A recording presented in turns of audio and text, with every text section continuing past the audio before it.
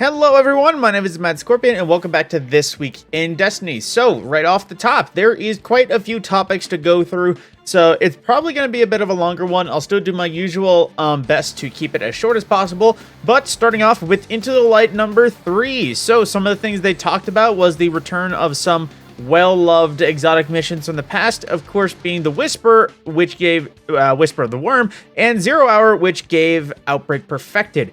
Now, as you can read here with little bits of details, there is going to be craftable versions of both of them. They can allow you to specialize a little bit more into different areas of the gun, make them a bit stronger, in addition to earning the Catalyst. If I recall, I don't think they're still available now, but I could be mistaken. But regardless, it's a bit easier to complete, being rewarded at literally just a legendary complete. And one detail that I hope people are aware of, this might be the slight issue for some, but basically the original exotic ships that came from it, 1,000 Wings, which was a Agonarch Karov recreation, and the scrap CF one that was from 0 Hour, they have not returned, but they are going to be a new version. This was intended so that people could have their own version of it, while everyone else that earned it originally had their version of I Was There, as they keep referring to it. Then as well, new PvP maps in the form of basically every planet added since Europa, Neomuna, the Pyramid Ship, Eventide Labs, Cirrus Plaza, and Dissonance. So more on that later. As well, there is going to be character recustomization allowed. There's going to be hopefully more in-depth than before, as well as another name change that is coming. In case you either had one that violated terms of service, you can finally pick one that hopefully doesn't. But getting into other things, Pantheon. So they shared a few words. The new raid boss Gauntlet starting April 30th, and Pantheon, you have the opportunity to face raid bosses and weekly challenges that escalate difficulties and rewards. This is a chance to rally your clan or use Fireteam Finder to take on the challenge. Now, judging from this, it sounds like a theory, or at least I had an idea that a friend of mine had long ago. Basically, ages ago, they thought use the Infinite Force to create a simulation of just random raid boss encounters. I don't know if this will be different raid challenges and bosses in one activity, but here's hoping for more details because it does sound enticing. And then as well, there's going to be the New Light experience. They are basically going to be shorting in it a little bit, so, but more on that later. As well, there will be a Final Shape dev stream that will be gameplay preview next Tuesday, just before when Into the Light launches officially. So you can watch, of course, Twitch, YouTube, TikTok, and various channels for various languages if you need it. And as well, if you watch, you'll get the Tigris Fatih emblem, which is a little bit on the Brave thing, which in case you were working on it and haven't been able to, complete the Twitch drops, you can add another couple of minutes to get the Twitch drops from the Into the Light stream. Now, some stuff about the PvP side. Now, oh boy, there's lots of words here. I might skip through all of this entirely just because this is updates that seem like there's a lot of words that come with it.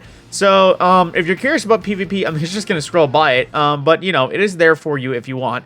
Although, let's see. Then some corrections, I guess, terms of service. Let's see, corrections. I'll at least cover this. We have clamped the competitive reward point values to make them less variable and more predictable. The competitive point reward system scales the points you gain or lose based on how many the enemy team was compared to your own, how far under your expected rank you currently are. However, the values between 5 and 275 possible.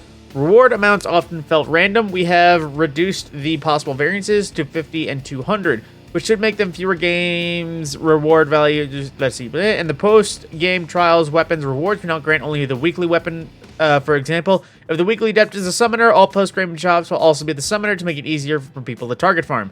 That may not be so good because there are some people who play trials just to see if they can get other weapons even if they're not adept. So yeah, target farm, but that should be an option, not the standard. Now some weapon changes. Now let's see. Breach loaded grenade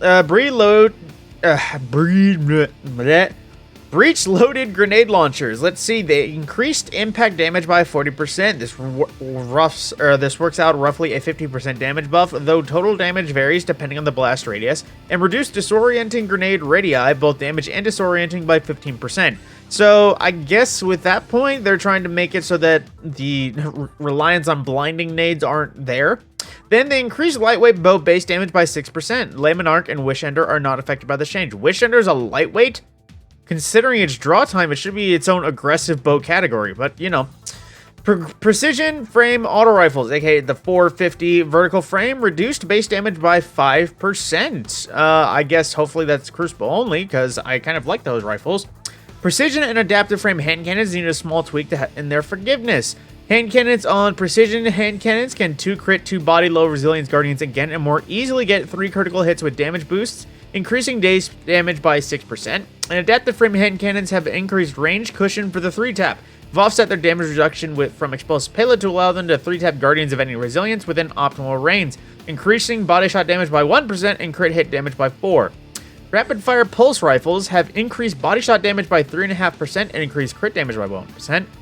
I assume lightweight pulse rifles as well increased body shot damage by 6%, increased critical damage by 30%. Adaptive frames increased body shot damage by 5% and crit damage by 2%. Rapid fire scouts increased damage period by 2%. And precision frame shotguns, correcting a rounding issue that causes precision. Shotguns require 1 extra pellet to kill max resilience guardians. So that is for precision, what's the word? Buckshot frames, not the precision slug specifically. Now, some exotic changes. Whisper the Worm is coming back and will be craftable, so we want to ensure its meta pick for damage. Its DPS is already respectable, so increase reserve ammunition, substantially increasing its sustained damage potential, increasing reserves from 18 to 24 before reserve mods. So, up to 30 with reserves? Who knows? 1,000 voices already delivers massive damage per shot, but you run out of ammo so fast it was hard to justify bringing it compared to other things. So 1,000 voices is getting a ammo buff from 7 to 11, again before reserve mods. Quicksilver Storm has been one of the top weapons. When they say that, it's... Oh, actually, never mind. Increases shot to trigger rockets. Okay, actually, no, there is some buffs. So you have to shoot more to trigger rockets and reduce splash damage against combatants by 35%. So there is, yeah, there we go. Last word in PvE, base damage increased by 6%, and Forerunners caught a buff last round, but I guess they're already re-nerfing it, or actually no, buffing it again. Increased base damage by 6%. So with some perk changes, basically this is the targeted stuff for the pinnacle thing, or the pinnacle weapons coming back. Recluse and Master of Arms reduce the damage bonus from 20% to 15%. The first version of Magnificent Howl on Luna's Howl was super strong. The number of precision final blows before reloading affects the total rounds granted with increased range and damage. Precision final blows while Magnificent Howl is active extend the effect from additional rounds. Interesting. For Micro Missile, redesigned the perk to be a weapon intrinsic and rebuilt it to do less direct damage versus players, while giving it dramatically more self-physics impulse. Retuned its PvE damage to be competitive against other breach load grenade launchers, and granted it a slightly increased reload speed. And if you didn't know, basically its self-damage pool is not as high as nearly anything else, so you can use it as a little rocket jump. If you don't know what that means, it's basically using the explosion of the grenade to amplify your own jump. They changed permeability, fixed an issue where this perk was causing the Slammer Sword to get stuck on the strand damage type. Oh no. Then Crucible only changes. Let's see, Flinch can have randomizing effects on duels, so an increased reward for skilled gunplays we've reduced primary flinch on weapons across the board. Reduced flinch taken by all primary weapons by 15%. Sunshot gets increased precision damage by 11% to address some sandbox changes. Wish Ender's exit damage was dealing too much damage, so we adjusted the base damage by 5% lower, and corrected some weapons getting incorrect ammo amounts from their meter and crates. So they are also reducing strand fragment costs, so that anyone, I guess, that still haven't bought all of their strand fragments can do it a little more easier now. And some changes to the tutorial skip. Now, we're calling all Guardians of all experience levels to rejoin, and bring players against the Witness. While the new Light campaign serves players new to games like Destiny 2, it might not fit those players already experienced with first-person shooters. So let's see, starting in Destiny 2 Into the Light, after completing the second new Light mission, Shao Han will ask you to sync with his ship in the Cosmodrome, providing a new option to leave the new Light tutorial early and head straight to the tower. This option to skip the tutorial will remain for the rest of your time in the Cosmodrome, and no matter when you leave, you will still receive critical rewards like your ship and your Sparrow, so don't need to worry about missing out if you decide to skip. The ship will remain in the Cosmodrome for the duration of A Guardian Rises, so players who choose not to skip immediately can do so after at any time afterwards.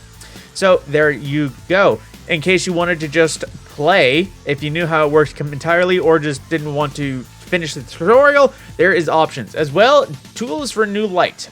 There is new light kits, I hope not available for silver. Let's see, to help bridge the power gap between new Guardians and our more seasoned defenders, players will now be able to head to the tower and choose a kit handpicked from Ikora and the Vanguard. New light kits are bundles that contain a curated set of gear and subclass abilities. These kits are themed around specific subclasses' fantasies to help players provide with a shortcut to build crafting and give them a taste of sweet space magic. There are 9 kits in all, 1 for each light subclass. Players can claim 1 per class. And it actually doesn't look like they are... It doesn't look like they're paid for silver. Good on you, Bungie.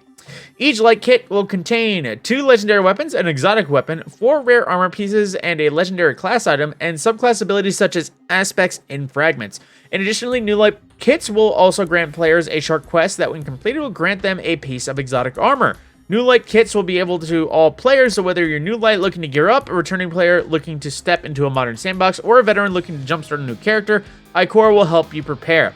Now, from the sound of this, it is going to be a step ahead of what Ikora already gives, because if you recall, she does have a quest currently active that seems to be for anyone, that literally if you walk up and pick an elemental quest, you'll get an exotic armor that matches that kind of elemental theme. So here's hoping that that's just more of that. Then new light experience wallpapers.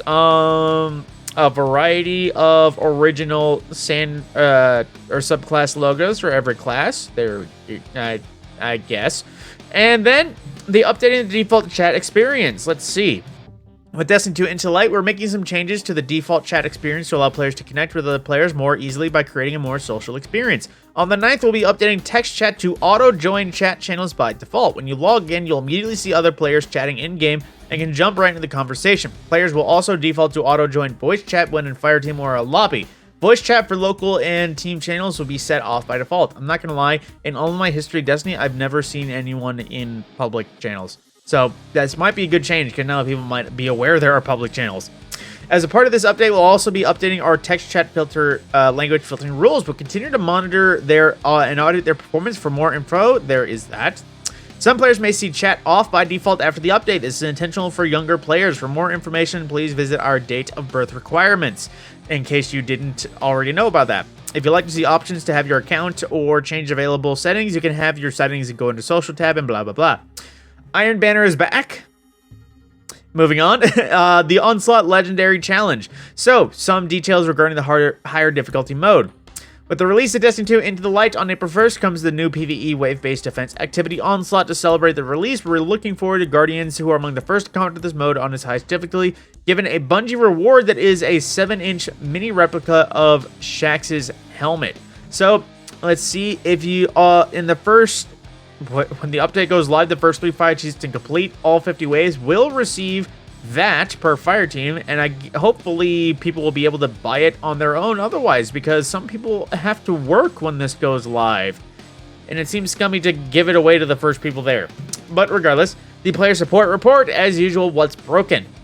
Destiny 2 and access to features. Last month, we implemented birth date requirements into Destiny 2 as detailed here. Some players may be unable to access certain features and functionality based on age or region, such as purchasing silver or text chatting.